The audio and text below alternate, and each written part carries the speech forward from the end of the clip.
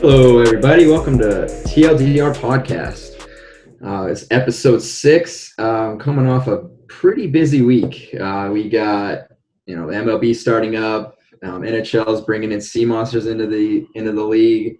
Racking.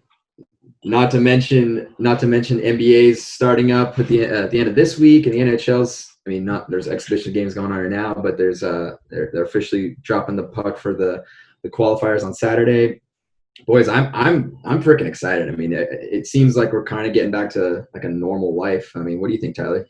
Hell yeah, dude. I'm so excited. We got live sports back that matter, sports that we all love. Baseball, not even a full week of games and already a fuck ton of stuff happened. I'm going to get to that. Is baseball going to stay? I hope so. Is baseball going to continue, or are they going to suspend the season? I sure hope so. We'll get to that more later on, but right now we got negative Nancy. Yeah. James. No, James, but it's great.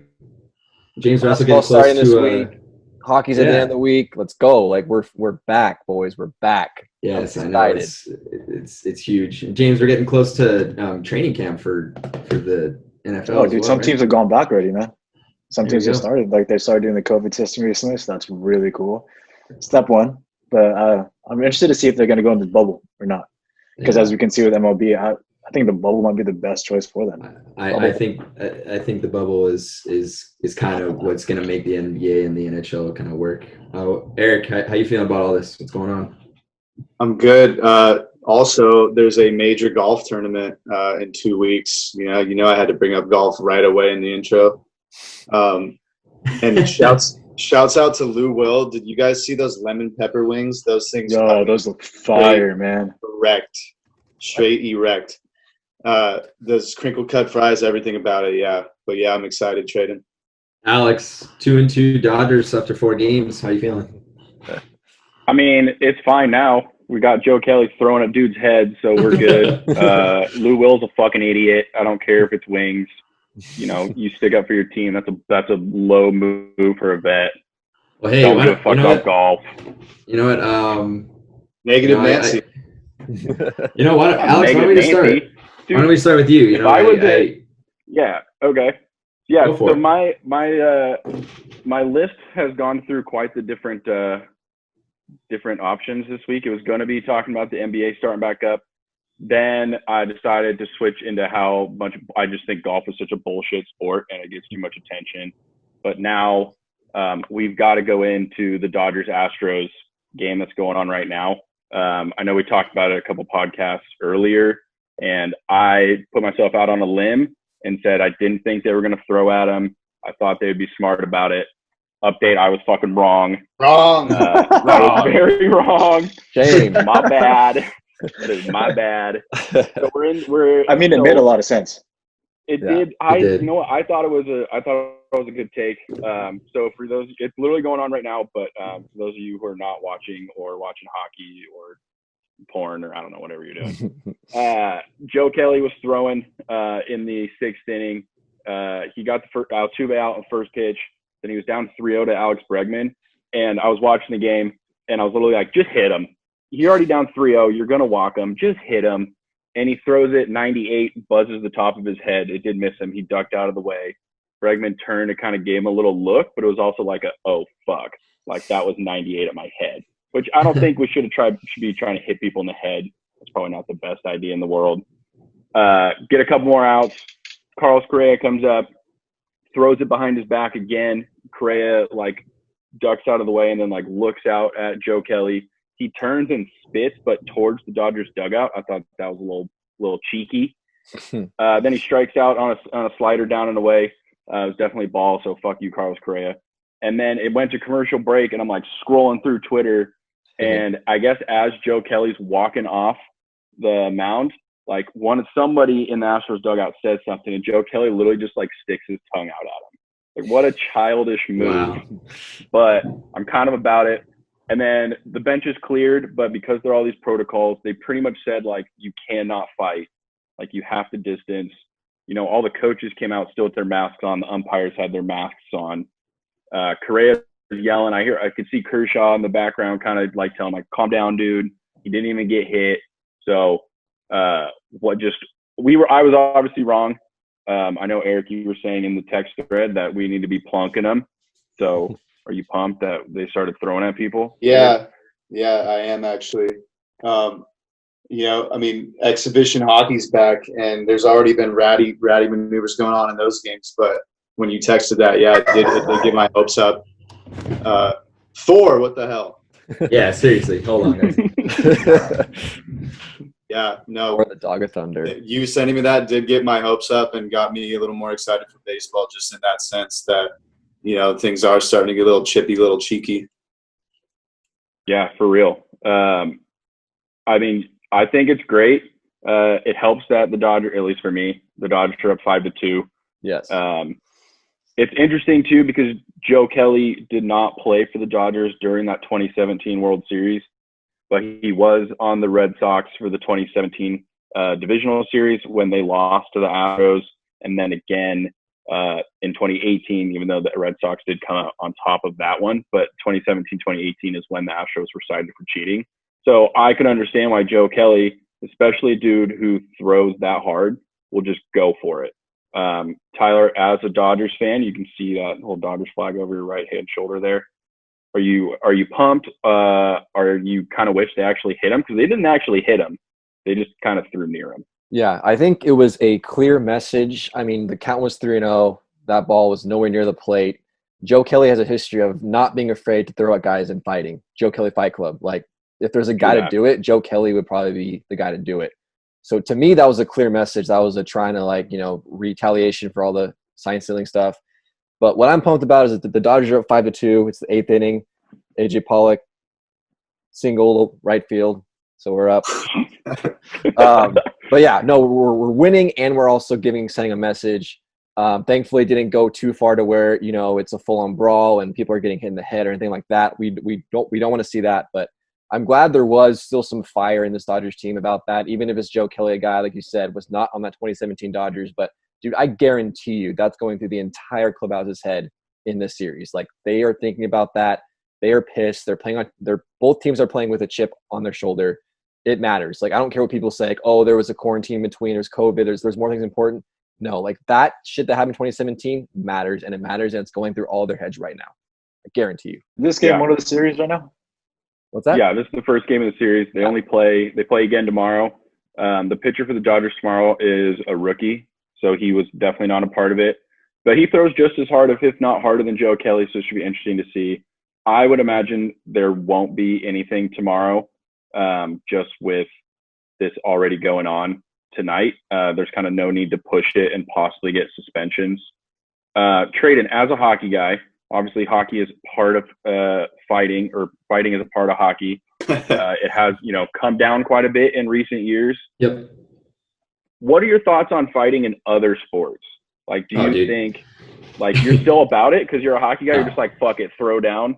Or is there nothing left compared to a hockey fight? I've said this. I've had conversations about this with my girlfriend and anybody else who asks about this question, because it's a great question. Fighting in hockey has gone down, and I'm happy about it, just because it kind of takes away from the game. But the real reason for fighting nowadays is to stick up for your teammates, or to kind of change the course of the game. And actually, it's less so becoming that. It's mostly to back your teammates up for a bad hit or something like that. And to me, that I see it in basketball all the time. I see some stuff kind of happen, and then they end up just kind of slapping each other around, and and then they get technicals or whatever. And I'm like, no, if you're gonna get a technical anyway, just fight, just hit them, just actually go. And I think this might go into a little bit of the human side of things, but I think I speak for a lot of men when I say sometimes you just need to fight and get it out of the way, and everything kind of calms down from there. And I think that the NHL is actually going the wrong way sometimes in stopping that. Sometimes you just need to get it out. They need to just get it out.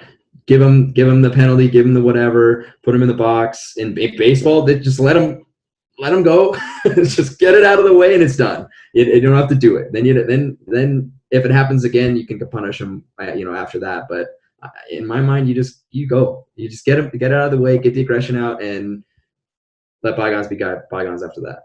Imagine that in baseball. Like they're like, all right, let these two dudes go. Like they both get out the It'll never dugout, happen. tear each other down, just fucking It'll braveheart never charge happen. each other. Like No bats. yeah. No Yeah, bats in my allowed. No mind, bats, I'm like, drop the picturing bats. like the batter coming up and just like kind of tilting his head back to the catcher and like, all right, bro, want to go? Like they do in hockey, like before the face Yeah. off, you know? Yeah. Just kind of turn like, you want to go? And then Yeah. I just like everyone throws everything down and then it just all the fucking people Yeah. like start streaming out. Yeah. Yeah. One of the things about baseball fights that I don't necessarily love is like how everybody from every part of the freaking stadium on the clubhouse like pours in, you know, versus it's like, you know, if it's a pitcher that throws at a hitter and the hitter wants to go after the pitcher, like let those guys go at it. Have the guys that are on the field already like deal with it. You know, have a few guys from obviously the batting team come up because they don't have as many guys on the field. But we don't need the bullpens coming in from both corners of the outfield, like, you know, jogging in because they haven't warmed up all game. You know, like I think it's kind of dumb. And like even if it's just talking, like there's no actual fighting going on, like bench is clear. I think it's a little silly.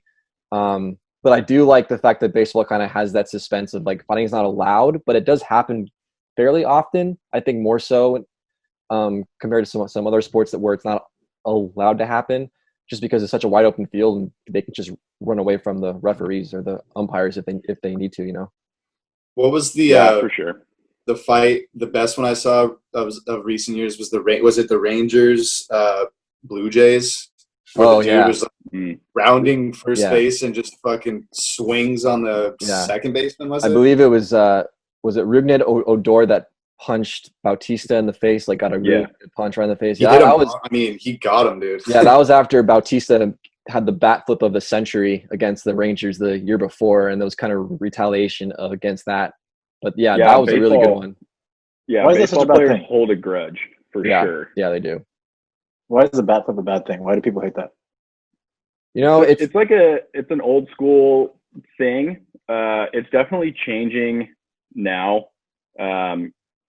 It was kind of like, you know, you hit a home run, you don't want to show up the pitcher, but now that it's kind of changing where it's like, nah, dude, I just hit a fucking bomb. Like, I'm gonna celebrate.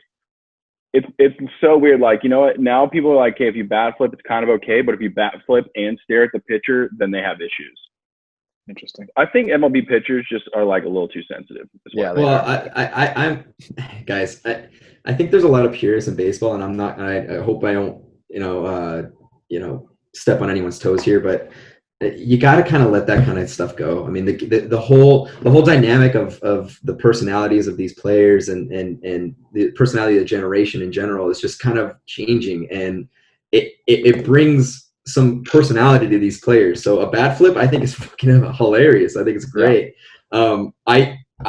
I saw David Riddick do a stick flip to us against the Oilers after a shootout game, and I was like, in my mind, I fucking hated it because I'm an Oilers fan, but I'm like, that's the kind of shit that makes noise. That it's like telling a hockey guy not to have a fire celly after a sick goal. Right. And then I guess it goes to football. Like they can get kind of out of control with their celebrations, but I think it's within reason. I think, you know, when you just kind of Antonio Brown. That's where I was going at. I was also looking at the OBJ dog thing. I don't know if you guys. What about the whole team posing for a picture? Like they got a pick and they all run down. Yeah. I mean, it can get out of control then, but then baseball mutes it completely. You know, especially the purists, and it just kind of, you know, you just kind of got to let it go. I mean, kids. I'm not gonna say kids will be kids. I just mean the younger generations are just bringing in this a little bit more personality, and it's what drives viewership for the millennial generation. You've definitely seen, I think, baseball as a whole embrace bat flips and celebrations more the last few years. I think those, like, you know, old school baseball players, or that mindset's kind of starting to go away a little bit, and players are allowed to have more fun, bat flip. You know, I think that staring down the pitcher is still a little bit of a dicey situation, but I mean, I think you see a lot of bat flips way more now than you did 5 years ago. So there's definitely way more tolerance to having fun after hitting an absolute piss missile off of someone than there was, you know, a few years ago. Yeah, I think a lot of it too is, you know, go ahead and celebrate yourself doing a great job, but there's also gamesmanship and sportsmanship. Like, they're all out there doing a job. They're trying to get paid. You know, this is their livelihood at the same time. Like, but have fun. You know, everyone else dicks around at work. I don't know why professional athletes can't. Right. I think, yeah, I'm all about it. I'm all about like celebrations in football. I think it's lame. They've like censored those. Like, fucking hide a cell phone under the pad on the field goal. Pick that thing up and call somebody. Go for it. The football art, like NFL already has so many crazy personalities. Like, you might as well just go for it. That's why football's so popular. I think with baseball kind of growing up a little bit and not, you know, how Traden was kind of saying, like with the younger generation, you know, baseball viewership is down. It's still the second most popular sport, according to like TV ratings, but they're going down. So yeah, you know, like the commercial they had last year, like let the kids play, kind of let them do them, and, you know, let them show their personality, which is why, fuck yeah, Joe Kelly, I might go buy your jersey when this podcast is over, because that was dope. Yeah. But yeah, do you guys have anything you want to add on Dodgers Astros, hitting people, bat flips, anything else? It was like the one thing about baseball was actually almost predicted to happen, I would say.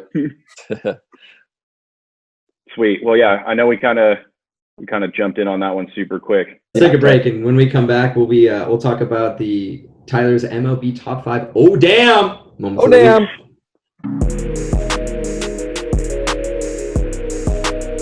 And we're back. Oh shit! Tyler's got top 5. Oh damn! Moments of the week. Yo, what do we got, Tyler? All right, guys. Baseball is back. We didn't even have a full week, but still a lot of stuff happened. When I was typing out like what my top 5 was, I was just typing out things I was thinking of. I had like 12 on the list, so I really had to narrow this thing down to 5. Have they changed in the last 3 days before a little bit. I mean, things are changing so quickly. This is a fucking weird, crazy season. I'm not going to add anything that happened today with the Dodgers Astros since we just talked about that, but that probably would have been in. But we'll skip that one for now. So coming in at number 5, Angels fans are going to love this one. Shohei Ohtani, roughed up in his 2020 season debut. This was his first start since September 2nd, 2018. The man, the myth, the legend, Showtime. Everyone's excited for him to come back and pitch for the first time in a year and a half. And he faces 6 batters. He gives up 3 singles. He walks 3. He gives up 5 runs. What a bitch. His fastball velocity was only 90. Still better than you. Duh. That's why I'm doing this podcast. I'm not on the field. Fastball velocity was at 92.9 compared to in 2018. It was 96.7. His high was 94. So obviously his velo was an issue. But that was like Shohei's a little bit rusty. You know, hopefully it's only the definitely first rusty season. James, I know you're a big Shohei guy. You traded for him to Alex in your fantasy baseball league. Like, what was going on in your head? I hear about this all the time. Like, oh my god.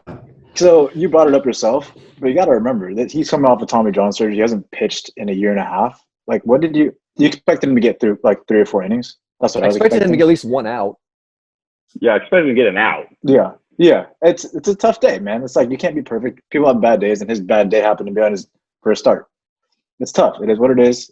I'm really hoping he's going to bounce back, but like just watching him right now and his batting, like he's terrible with batting too. Yeah, so I think he's in a major slump all the way around. With 3 Ks. Yeah. Yep. So I'm just hoping that something changes, something clicks, because right now I made a huge mistake in trading for him. Yeah, we'll see. Just getting back into the swing of things, boys. Yeah, his average score on fantasy is -6. Oof. Oh yeah. His average is negative. Hate to see it. All right. I don't. I think it's funny as shit. All right, coming in at number 4, a couple of pitchers, some inspiring pitching moments. The first one, Daniel Bard. I don't know if you guys have heard this story. He's a pitcher for the Colorado Rockies. He pitched 1 1/3 scoreless innings and got the win against the Texas Rangers. This was his first pitching appearance in the big league since 2013. So he was a first-round pick by the Red Sox in 2006. Made his big league debut in 2009. Really good pitcher, like upper 90s, could touch 100. Was pretty good for a few seasons, but around 2012 he started to lose it. He just got the yips. He just could not control any of his pitches, And then by the next season, he was cut, and he tried to play for several Cubs up until 2017. Last season, he was Arizona Diamondbacks mental skills coach. So he wasn't even playing baseball last season.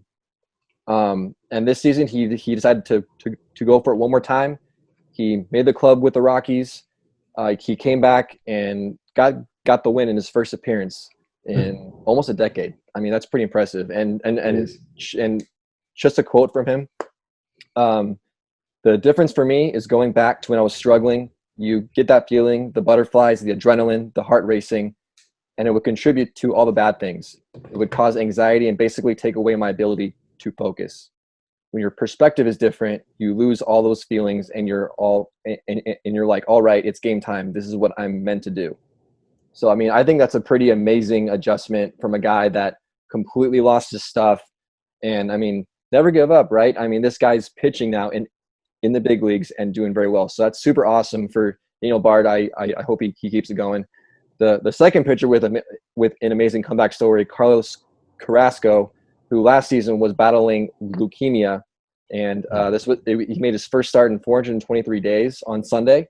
He pitched 6 innings, gave up 2 runs, 5 hits, only 1 walk, and 10 punch-outs, boys, in a 9-2 win over the Royals. So that was his first start since being diagnosed with cancer last season. So that's amazing to see a guy battle back from that, come back, and just absolutely dominate. And, I mean, before he went down with the cancer issue, I mean, he was one of the best pitchers on that staff. And since then, they got these guys, Bieber and Clevenger back. If Carrasco can be back to his former self, that's a deadly 1-2-3 punch that the Indians have. Alex, you picked them to win that division. I think if Carrasco can pitch like he did on Sunday, that's a deadly rotation. Yeah, dude, the Indians are nasty. Good for Carrasco. The Daniel Bard story is crazy too. You know, guys like Rick Ankiel and others, they have to reinvent themselves as position players. Majority of the guys that are pitchers that end up getting the yips, they never make it back. The fact that he was the mental skills coach and he had the yips, I think that's like the most ironic thing in the world. Yeah. And good. Yeah, that's a great story. You know, we'll see how it goes when he has to pitch in Colorado. But great start for him. You know, Carrasco, good on you. Yeah, the Indians look nasty. It's a good story for those two guys for sure. Nice. All right, coming in at number 3, MLB announced their new expanded postseason format. This is an interesting one. So this will just be for now for the 2020 season. So here's what has changed. So the top 2 teams from each division will make the postseason, plus the next 2 teams with the best record. So Eric, listen up, because I know you're bad at math. That's 8 teams from each league, 16 total teams. So basically, like, you know, hockey and basketball, 16 teams seeded 1 through 8. Round 1 is going to be a best of 3 series. All 3 games are going to be played at the higher seeded team stadium. Round 2 will basically be like a regular division series, so a best of 5, and then from there it's like a LCS best of 7, World Series best of 7. So basically it's just expanding the amount of teams that are in. MLB has been talking about an expanded postseason for a while. As a, you know, I'm a little bit iffy on this particular way to do it. However, with this particular season and being short, I kind of understand it. However, I'm not really a fan of it going forward for long term at the moment. Alex, what do you think about this whole thing? Yeah, I'm for this season, like, fuck it. Just let them do whatever they want. Try all these crazy things. You know, the runner on second, we've already seen a bunch of games go into extras and then, you know, they win it. Like the Royals won a game and they didn't even get a hit in extras, but they won. You know, I think for this season, it's fine. If they want to look into it for future seasons, I'm okay with that. I'm not a huge fan of the 3-day or 3-game first round play-in because, for instance, like the Indians we were talking about, you want to face Bieber, Clevenger, and Carrasco in a 3-game series? That's nasty. You know, if they do something like this in the future, I think they need to cut back on how many regular season games there are. There's just too many games. The 162 is already a lot, especially for the pitchers. So I'm okay with it for now. We'll see how it goes. I kind of liked this one we had before with the wild card teams. I loved that one game plan. I thought it made the incentive of winning your division just so much higher. I don't know. We'll see what happens. Traden, you were just nodding your head about shortening the season. Yeah. Well, here, you guys better buckle up because this playoffs is going to happen. Is going to happen forever. Playoffs make money. That's where all these teams make the most money, and that if it works out this season and everybody kind of is like, okay, it works, it's not going away, guys. I'm sorry. I mean, I could be totally wrong, totally off base. No pun intended. But I mean, if it makes more money, they're gonna get them to the playoffs, get more teams to the playoffs. That's just my theory, and I could be again totally wrong, but that's just my thought. Yeah, that's a good point there, Traden. All right, coming in at number 2, Mookie Betts signing a 12-year extension with the Dodgers. Oh damn, 12 years, $365 million. This is the second largest in history behind Mike Trout. For me, this is the size and the number of the contract is surprising given the COVID impact on baseball right now. And the fact that Betts chose the Dodgers with no real footing in Los Angeles, only 6 weeks with his new teammates, with a quarantine in between those 6 weeks. And he did not even test the free agent market, is pretty amazing to me. I think that speaks volume to how much he trusts the Dodgers the Dodgers team going long term. I mean, signing a contract. I mean, he could have easily just been like, all right, I'm going to try out the Dodgers for this 2 months. I'm going to be a free agent. I'm going to see what other teams have to offer, see if I can get better deals, see if I like other teams' plans. But he didn't even go that route. He was here. He was in LA. Just a quote from him he said, I love being here. I love everything about here. I'm here to win some rings. I mean, obviously, as a Dodger fan, I love this signing. I think if there's anyone you're going to give a 12-year, $365 million deal to, Mookie Betts, probably one of those, one of 3 guys that I would want to give that money to. So I was just so surprised with the timing of it. Alex, were you surprised by the timing of this or what? A little bit. I think a part of it is because of Corona. If it wasn't for that, he probably would have tested the free agent market. But with teams losing so much revenue with no fans, less games, he pretty much said, like, in his press conference, this is something I've been working for my entire life. With this money and, endorsements and commercials and all that other crap, he's set up for life. His grandchildren will be set up for life. As a Dodgers fan, yeah, other than Mike Trout, Mookie Betts is probably the most complete player in the game. So yeah, give him the money, especially with the way that the Dodgers financial situation is looking like in the future. But after 2023, they had literally zero money on the payroll until now, which is crazy with how good they've been, and they have like no long-term contracts. So yeah, if there's anyone to give it to, it's Mookie for sure. And now I think, for baseball, it's also got to be great. So for the next decade, we got Mike Trout and Mookie Betts both playing a huge market in Los Angeles. That's just got to be a good thing for the sport. Yeah, absolutely. I think it was a great signing for the Dodgers. Hopefully it works out. Hopefully he's that missing ingredient the Dodgers need to win some rings. So we'll see what happens with that. All right, number 1, oh damn moment, probably the biggest one. 17 Marlins players and coaches test positive for COVID. This whole kind of came down the last couple of days. It's been an absolute shit show and firestorm going on with baseball right now. The Marlins all tested positive while they're in the road in Philadelphia. So the Marlins home series against the Orioles have been postponed. They've actually been all their games have been canceled until Monday. So pretty much a full week without playing. The Yankees and Phillies were postponed. The Yankees are now playing Baltimore instead of they were going to be playing Philly at home, I believe. So now they're going to be playing in Baltimore. So just crazy schedule changes. As of right now, I don't know, 9:10 p.m. on Tuesday, no Phillies players have tested positive for COVID. So that's good news. It's mostly just that the Marlins clubhouse. But this is pretty crazy. I mean, this is one of the kind of nightmare scenarios for baseball with playing a season with this whole pandemic going on. It brings up a lot of questions. I mean, does this put the season in jeopardy? Will these games be made up? If they're not made up, how are they going to, contribute to standings? Because, I mean, a team that's, one game out of that second place spot and should have played 3 more games, but because they were canceled because of, COVID stuff, how does that factor in? And then are more players going to opt out because of this? Because there's a lot of uneasy feelings about it. James, what's your thought when you saw all this COVID positive tests rolling from the Marlins? I was scared because I don't want baseball to be canceled. I don't want any sports to be canceled right now. So whenever that news broke, I was definitely scared that, hey, they're going to cancel the season. It's going to be over. Or they're going to suspend it.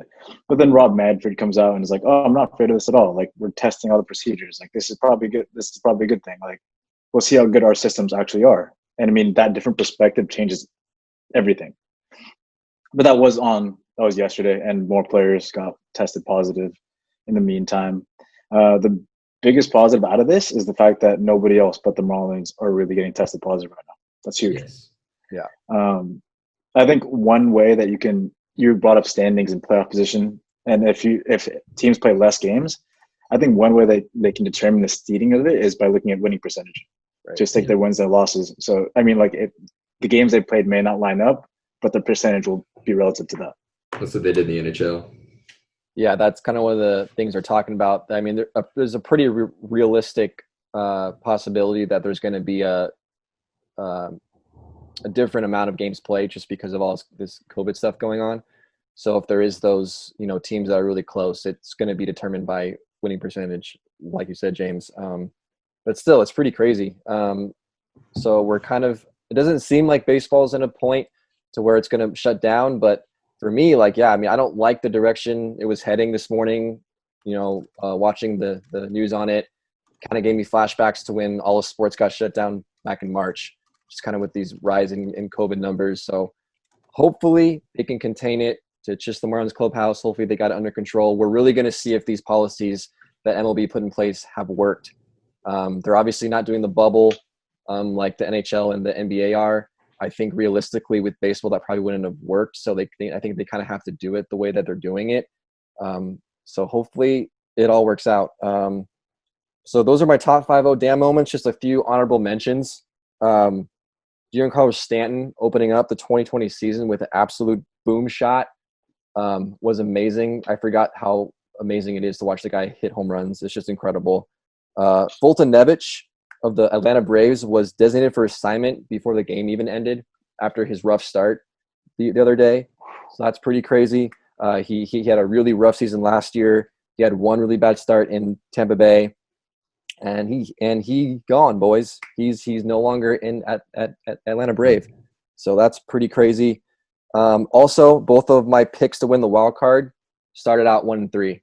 So that's solid. The Reds and Diamondbacks 1-3. That's all I got. All right. Well, thank you, Tyler. Hopefully the MLB is gonna continue playing. I think I speak for all of us when I say that. So, all right. Well, we're gonna take a break. When we come back, James is going to take us to the NFC North. And we're back. James, take us to the NFC North. All right, guys, let's talk football. Today we're going to tackle NFC North. See what I did there? Tackle. So the NFC North has 2 playoff caliber teams. So they theoretically should be a very competitive division. But let's dive into that.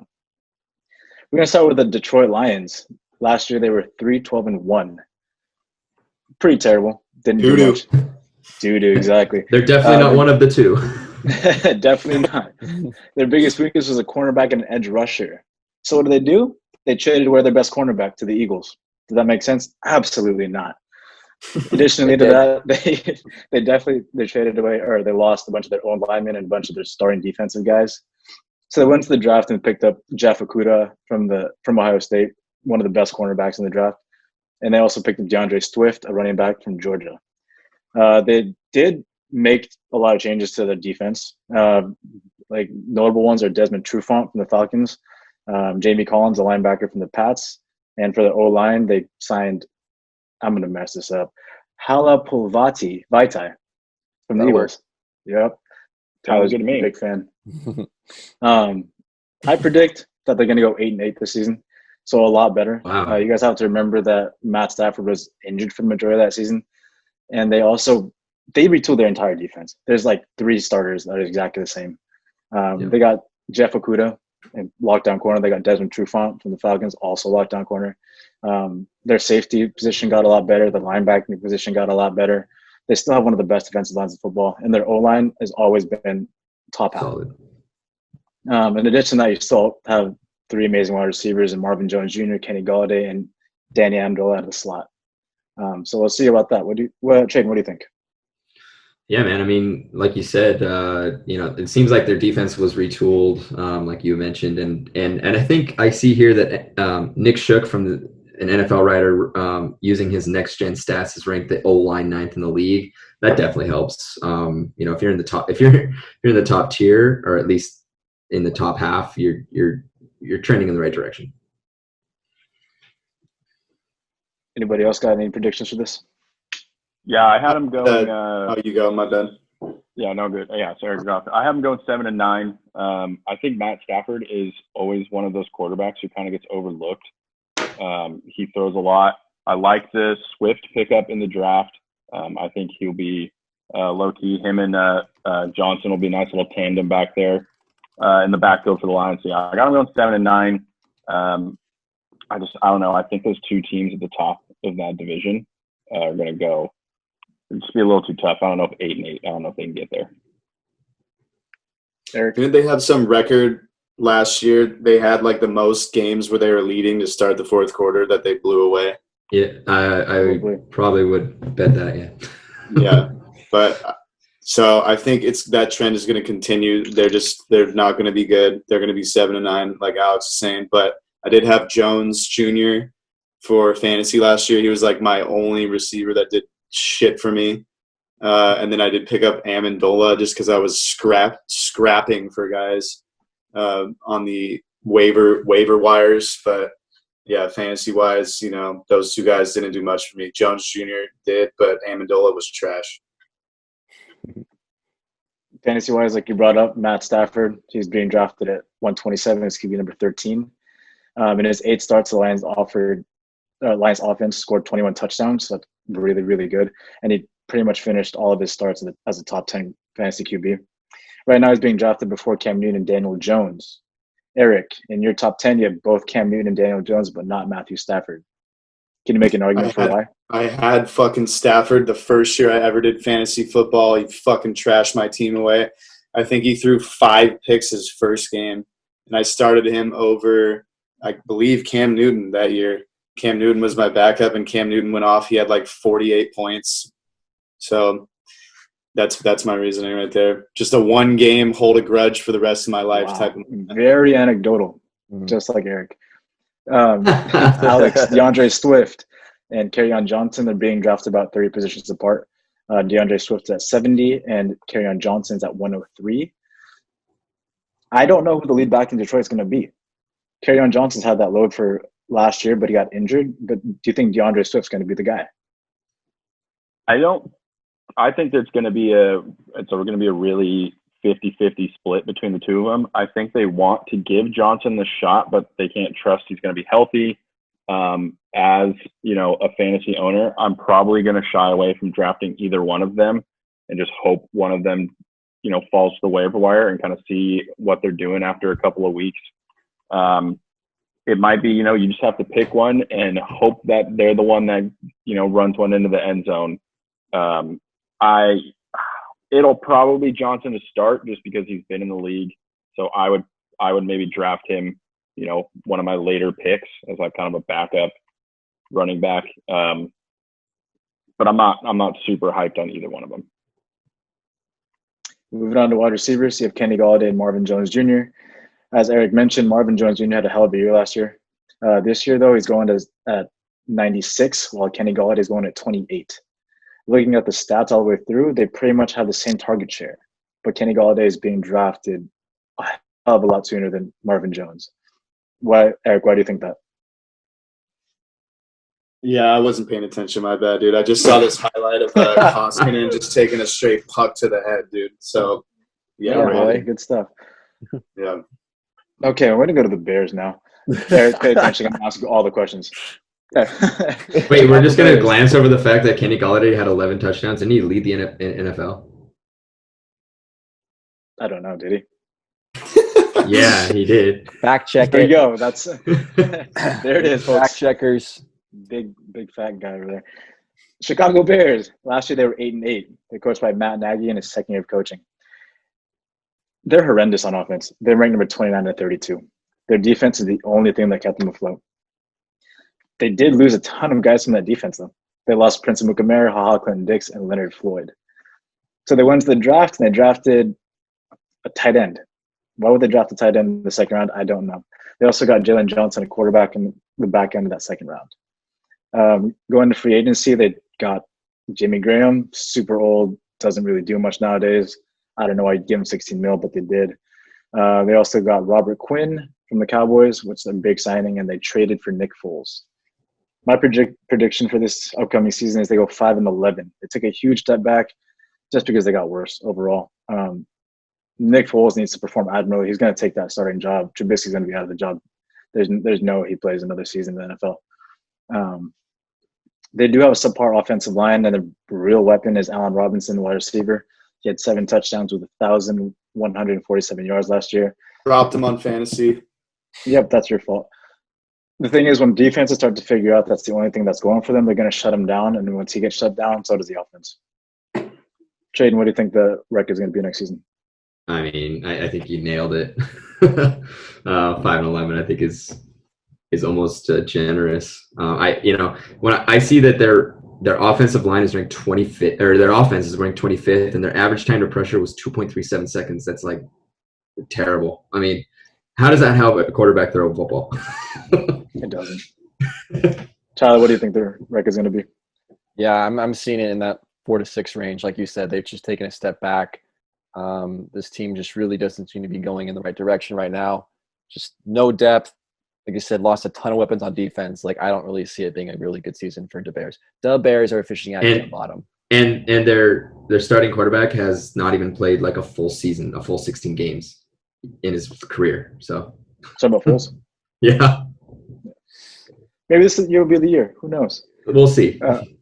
Going into fantasy, Mitch Trubisky is what people think is going to be a starter in day one.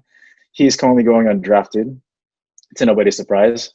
But the funny thing is Colin Kaepernick, who doesn't have a team right now, and Eli Manning, who's retired, is being drafted 9 spots ahead of him. People disrespect him that much. Looking at the running backs here, you have a 2-headed monster in David Montgomery and Tariq Cohen. David Montgomery is going at 80, while Tariq Cohen's going at 91. They pretty much had the same amount of fantasy points last season. But if you were to pick one, which one would you pick? Trade. I kind of have to go with Tariq Cohen. He's more of a receiving running back, and with no offensive line to really help you, at least you have enough time to get the ball up quick. So I think Tariq Cohen, if I had to pick someone, he'd be my guy. But Montgomery did have more touchdowns, but I guess you said fantasy points were pretty equal. So yeah, I agree with you. Tariq Cohen's one of the elusive backs in the league. His receiving work is going to give him that boost in terms of fantasy, in my opinion. Alex, do you agree or disagree? Yeah, I don't really want either of them. If I had to, I would pick Cohen. 2 running backs in a row, huh? Yeah, dude, I'm not interested in any offensive player on the Chicago Bears. That's what it's come down to. I'm not drafting a Chicago Bear unless it's the defense. Nick Foles can't play unless he's in Philly. Trubisky's a joke. Got to feel bad if you're the Bears because you could have had Patrick Mahomes. Or Deshaun Watson. Yeah, or Deshaun Watson. Allen Robinson's the only guy I would consider, but I don't trust either one of those quarterbacks to be efficient enough to make him like maybe a flex, just because I don't have enough faith in them. Allen Robinson's going at 36 right now as wide receiver 13. In my opinion, that's way too high. Like you said, Yeah, it sounds he's like being drafted before OBJ and Cortland Sutton. He's not going to be as productive. Teams are going to shut him down. That's my take on it, and I think that's going to be true all the way around. And defense right now is the 7th ranked fantasy defense. They're going at 134. I still don't know if I'd draft a defense. I think I'm just going to let it sit until the draft is over and pick it up after the fact. But if I was going to pick a defense, I think the Bears will definitely be up there just because Khalil Mack is still going to get those sacks. Moving on to the Vikings. Last year they were 10-6 and they lost to the 49ers in the divisional playoffs, 10-27. Overall, like statistically, they're pretty good. They're top 10 in offense and top 5 in defense. Their biggest weakness, in my opinion, was a cornerback play and offensive line. Cornerback-wise, like Xavier Rhodes, their best cornerback, allowed 84% of passes to be completed when targeted. That's definitely their weakest point. And Xavier Rhodes is actually gone now. They lost Xavier Rhodes. They lost a lot of guys in their defense. Everson Griffin's gone. Linval Joseph's gone. Trey Wayne's the other cornerback is with the Bengals. And Stephon Diggs is with the Bills. They drafted Justin Jefferson, who's a decent wide receiver in the first round. He's good, but he's not going to replace Stephon Diggs. He's a slot corner wide receiver, same position as Adam Thielen. They need to go.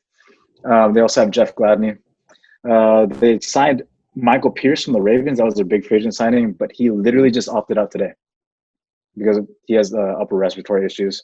So they essentially added nobody.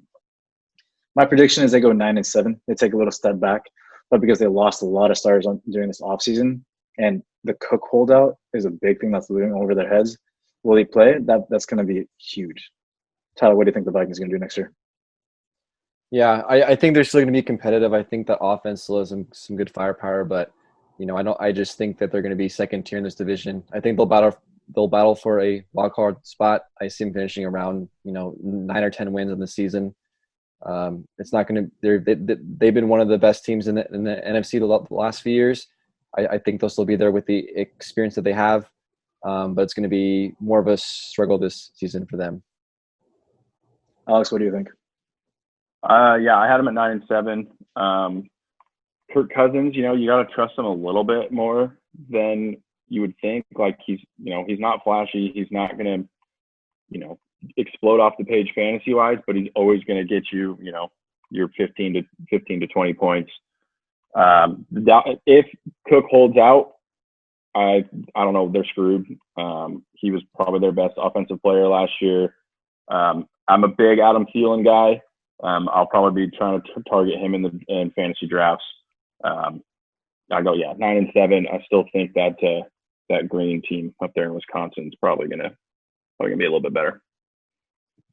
So you're telling me that they got rid of all their defense and that you trust Kirk Cousins after 2 years of him blowing it? Do you think he's going to do good this year? Dude, Kirk Cousins is solid. Trubisky. Kirk Cousins has a career. I think him and Trubisky will probably be about the same this year.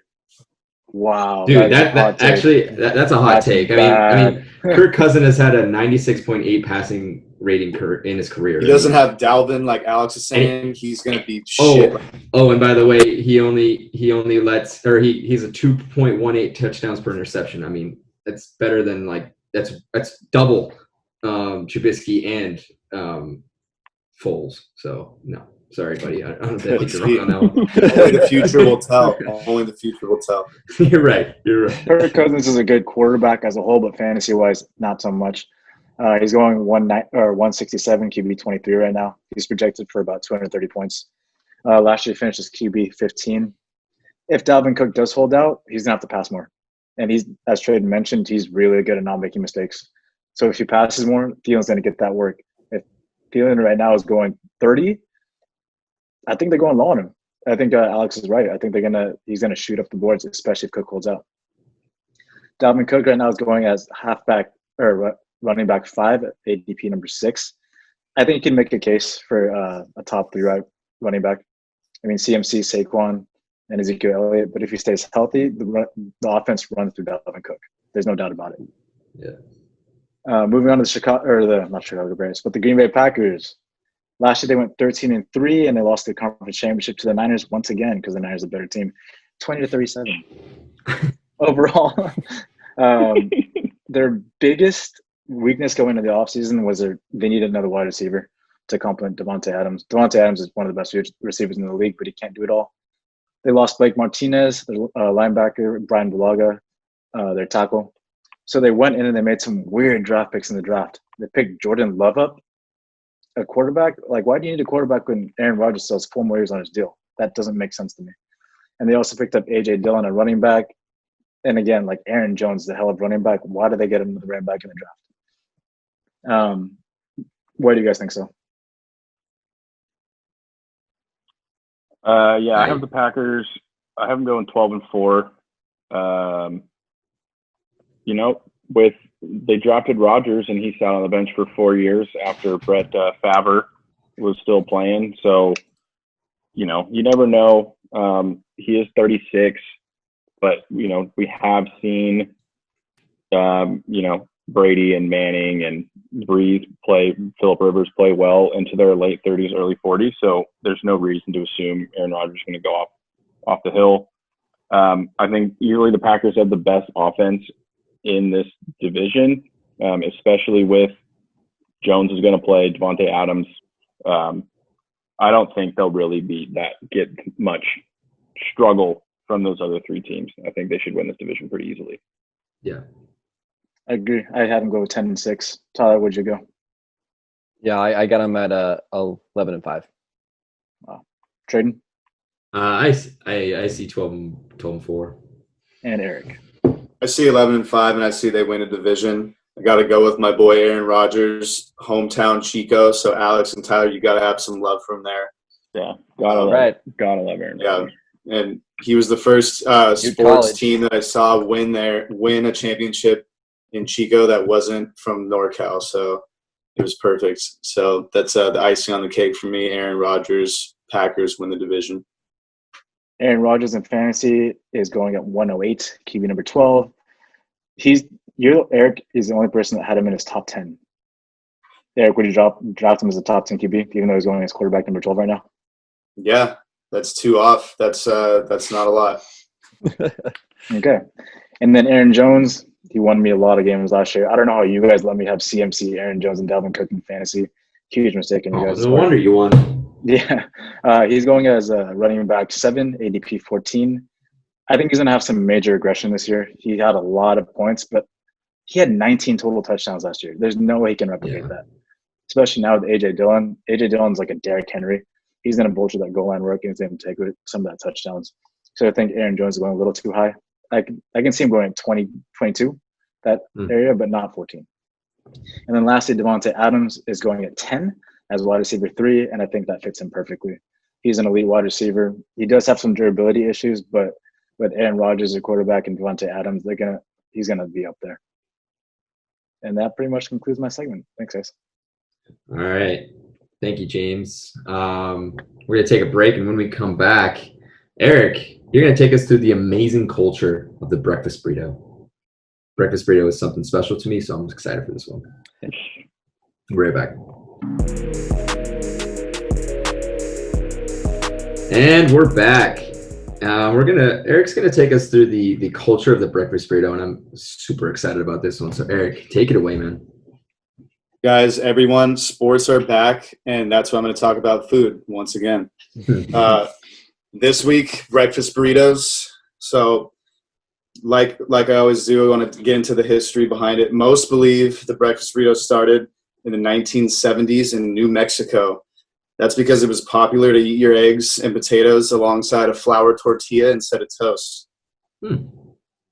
Exactly. Others say later on in Sonora, Mexico, that breakfast burritos were the kitchen sink mentality, basically throwing your leftovers from the night before into flour tortillas with your morning eggs. I like that. But here's a myth that I kind of noticed researching this whole New Mexico starting the breakfast burrito, was that the owner of this restaurant called Tia Sophia's claims that a breakfast burrito is any style of burrito you have for breakfast. That is way too general. That doesn't tackle that you're the guy who started breakfast burritos. That's like saying a deli sandwich is any style of sandwich you have for lunch from a deli. You know, it's too general. and seeing that, I didn't buy it. But from heaping mounds of potatoes to loads of chorizo in your breakfast burritos, they were once rumored to be started in L.A., the city of angels, which we always talk about. In 1960, it was first brought up in the L.A. Times newspaper. So therefore, it was started in L.A., not New Mexico. Facts come here first. Facts over myths. Facts over fiction. So things to expect in your breakfast burritos. There's lots of variety, but especially in California, usually you got your eggs. They're scrambled. They actually can be over easy as well, which is kind of weird. That happened to me before, but more of a scrambled guy. Cheese, of course, usually cheddar, pepper jack. Potatoes of all various styles. You got the country potatoes. You got the hash browns, etc. Various meats: carne asada, chorizo, ham, bacon, sausage. And of course, the California spin. You get avocados involved with it. I know James is a huge avocado hater, which doesn't make sense. Not a fan. Yeah, you're a fucking psycho. There's various salsas. There's various salsas. There's verde, roja. There's chipotle sauces. If you're listening, you need salsa in your burrito and you need sauce on your sandwich. And if you don't do that, you're also a psycho. So D, I know you're listening. You're a psycho. I'm calling you out.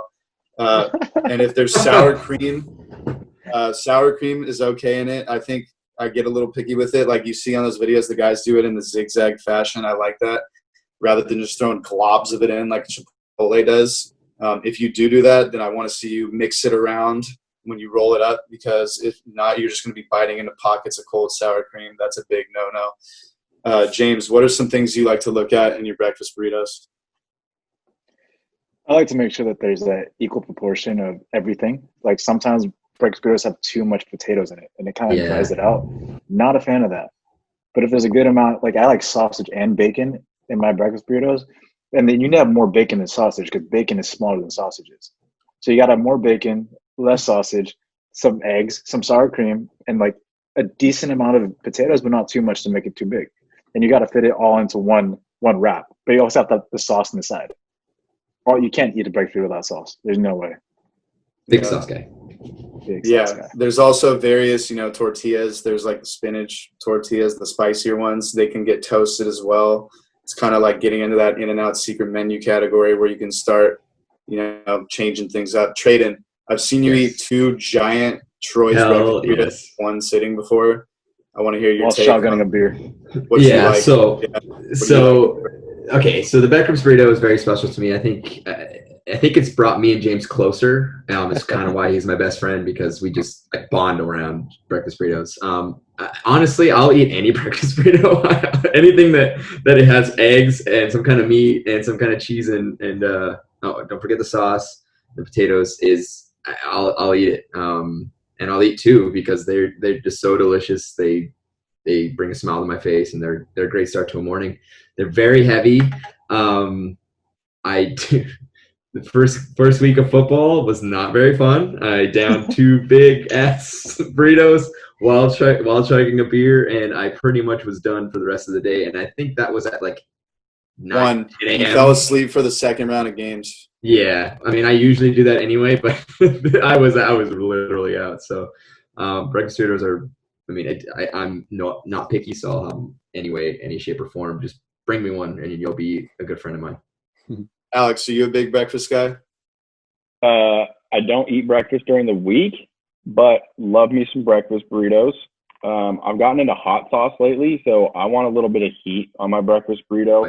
Oh, yeah. I fuck sour cream. I will not eat it if sour cream's in there. Fuck that shit. I can take her to leave it with the avocado. Big fan of the toasted or grilled tortilla. Yeah. Or I'll go straight knife and fork and get it wet with sauce all over it. Big sauce guy. For a breakfast burrito, you'll have a wet, really? Yeah, 100%. Chorizo is one of my go-tos with a little bit of hot sauce in there. Oh yeah. Bringing together all the cultures, the best of all worlds. Yeah, there you go. I didn't even know what chorizo was before I moved here. I know Tyler doesn't really eat much food, but when he does, do you like breakfast burritos, Tyler? I love breakfast burritos. Breakfast is my favorite meal of the day. I love making breakfast, and it has all the best breakfast foods. You have potatoes, eggs, some kind of meat in there, whatever you want, sausage, bacon, ham, whatever you want. I'm a fan of avocado, James. So I don't know what your problem is, but whatever. Put some avocado in there, some kind of sauce. It all cuddles up together nicely in a warm burrito. I mean, you can never go wrong with a breakfast burrito. And I mean, for like me, eggs in a blanket. Exactly. I mean, I love breakfast. It's always been my favorite, and I think the breakfast burrito is probably like one of my top 3 favorite breakfast meals for sure. Definitely. So I got a little rundown for you. I got the 5 of my favorite breakfast burritos. It's going to be a little skewed because, now I want to kind of go on these missions and try all these other different places like I do with all types of food. But now coming in at number 1 in Seal Beach, Nick's Deli. It's just the hometown spot for me. They're a deli, but their 2 most popular items, the regular breakfast burrito and the veggie breakfast burrito. The regular is with chorizo and has a nice red salsa with the seeds. So Alex would like it because it's got that hot spice red sauce. And it does also have the chorizo in it. And it's toasted tortilla as well. So it's kind of all 3 things that he talked about. So he would love it. Cheese, of course, cheddar cheese. I get the veggie one. It's basically all that without the chorizo. I'm not a vegetarian. I don't know why. It just pairs up better to me. Coming in at number 2, Huntington Beach, Lupe's Taco Shop. They have like 20 different burritos, but they got the beach breakfast burrito, which is what me and James are always craving. It's got sausage, salsa verde, cheese, potatoes, bacon also, and it does have the sour cream. But the sour cream is kind of a game changer in it, right, James? What you say? Oh, yeah, sour cream, big time. And they do it the right way. They zigzag it in so you don't get pockets of it. That only happened to my other friend Ian once. That's all your fault, Ian. I don't know why, but it is your fault. Number 3, Troy's from Orange. This is the place Traden brought to us that day on week 1 of football. It's kind of reminds me of Lupe's. They have giant burritos. One thing is their salsa is hot as shit. It is. Yeah. It's green, right? I think it's a green It's salsa. a green one, yeah, definitely. Yeah, you see the seeds in it, so you know it's coming. But yeah, that's a fire breakfast Tyler burrito. would love it. James can run. James can run 2 miles full sprint, and he doesn't sweat as much as when he has that salsa. Yeah, that's actually a super hot take, no pun intended. Number 4, Fanny's. I got to throw in some LA love. This is a place in Redondo that apparently always has lines out the door. Had it once. My coworker took me there. It was good. They use hash browns, which I like, so you get the crispy crunch in it. But the one knock, like James was saying earlier, every breakfast burrito is different. It needs more salsa. Like it was dry, and I got thirsty, and I needed more salsa anyways on the side. But my 5th and final of that list, shout out to Chico, a place called Nash's, actually. A good place to go get brunch. Here we go, Alex. I see you nodding. Yeah, I got you on that one. Yeah. They have actually a good low-key breakfast burrito. Not many people order it there. They toast the tortilla, and they give you some pico de gallo on the side, which is pretty bomb. Those fresh, clean flavors. But, yeah, I mean, it's more of a brunch spot that has a low-key breakfast burrito. There's places I looked up in L.A. that I need to try. Koufax is one that I heard is really bomb. Machine, which does that birria breakfast burrito. I think that's how you pronounce it. Yeah, it's like that pulled beef soaked in the red sauce all day. There's a place called Burrito Bomba, which keeps popping up on my Instagram. It probably will pop up tonight because it hears me talking right now through these electronics. But they cook it on that flat taco grill, and they mix it all up nice and well. Wexler's Deli, which does a pastrami burrito. I don't know. Apparently it's good. And there's the last place I need to try is called Low Key Burritos. They don't really say much about what they do. That's probably why they're called Low Key Burritos, but worth a try. And yeah, I mean, that's pretty much all I have on this history that I was trying to search for on the Cali burrito. But you heard it here first. Or, sorry, breakfast burrito. You heard it here first. It came from California, not from New Mexico, because the LA Times mentioned in the newspaper first. That's all that matters. Oh, that's all that matters. Well, that was perfect. And hey, for the 4 of us that are going to be golfing Saturday, who's going to bring the breakfast burritos? Because Eric's there. Did I say I was going to? Yeah. Yeah, Eric I got has Lupe, to. dude. there we go. Bring I'll the be Lupe, expecting that. As long I think Lupe's is open early enough, but yeah, Perfect. I will They are. If not, then I'll bring the Knicks. One of those two. And then we'll come back and we're gonna need that watch some base. hockey. Yeah, we're gonna need that base. All right, guys. Well, that does it for episode 6. We got big sports starting up at the end of the week here, so I'm sure we'll have a lot more to talk about, in these coming weeks as everything kind of progresses. Keep up with us on Instagram. Check out our Twitch at twitch.tv/TLDR podcast. I'm always on there with James playing some video games, and we're happy to chat with you. Also, give us some chirps on our Instagram posts. We always love that. And we hope to see you guys on the next episode.